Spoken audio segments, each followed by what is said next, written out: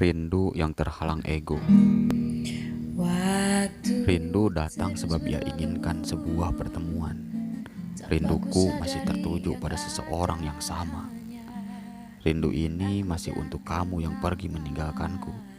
Semua kenangan bersamamu dulu kini ricuh penuhi isi kepalaku.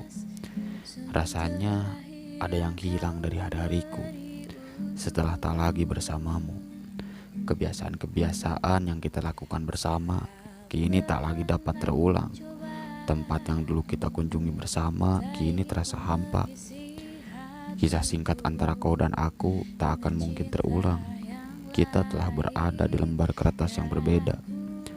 Kau bukan lagi bait-bait puisi favorit yang tertulis dalam lembaran buku harianku.